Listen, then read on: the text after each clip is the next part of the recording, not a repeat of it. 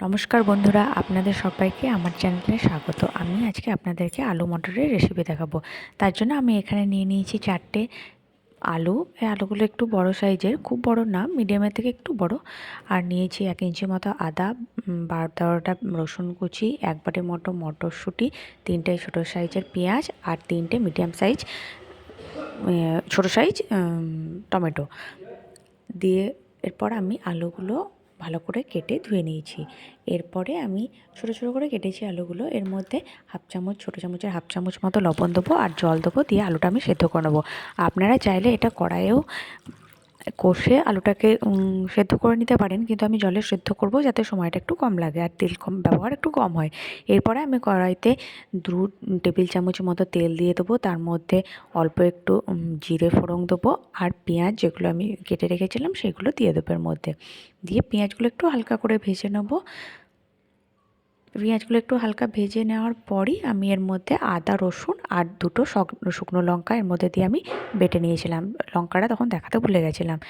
দিয়ে এর মধ্যে দিয়ে দেবো। দিয়ে এখানে আদা রসুনটাকে খুব ভালোভাবে ভেজে নিতে হবে যাতে রসুনের কাঁচা গন্ধটা একদমই চলে যায়। তার জন্য একটু যখন কড়াভাবে একটু সুন্দর গন্ধ উঠবে তখন ভাজাটা হয়ে যাবে, বুঝতে পারবেন।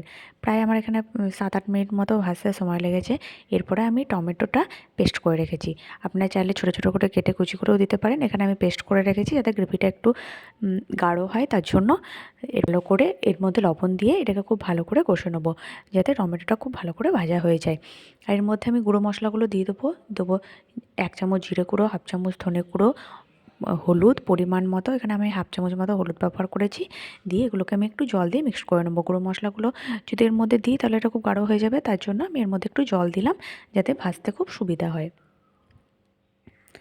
এরপরে এটা যখন আমার ভাজা হয়ে গিয়েছে, দেখতেই পাচ্ছেন সাইড থেকে কতটা তেল বেরোতে লেগেছে, তখনই বুঝবেন যে এটা ভাজা হয়ে গেছে। আমার প্রায় 10 মিনিট মতো সময় লেগেছে। এরপরে আমি মটরশুঁটিগুলো দিয়ে দেবো।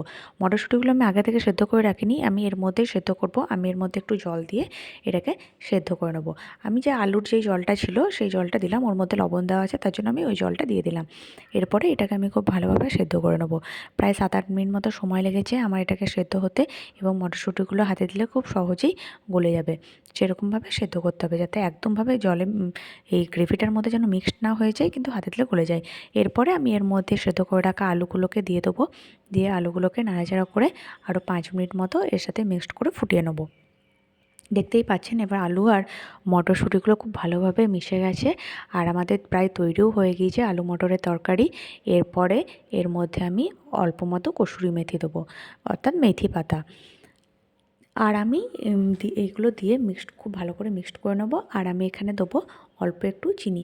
আপনারা চাইলে এটা নাও দিতে পারেন, কিন্তু টমেটো যেহেতু একটু টক ভাব থাকে তার জন্য চিনি দিতে হয়। আমি এখানে হাফ চামচ মতো চিনি দিয়েছি, হাফ চামচের থেকে একটু কম। দিয়ে এটাকে আমার হয়ে গিয়েছে। এরপর আমি একটা বাটিতে সার্ভ করে নেবো। ধন্যবাদ। ভালো লাগলে লাইক করবেন এবং চ্যানেলটি সাবস্ক্রাইব করবেন।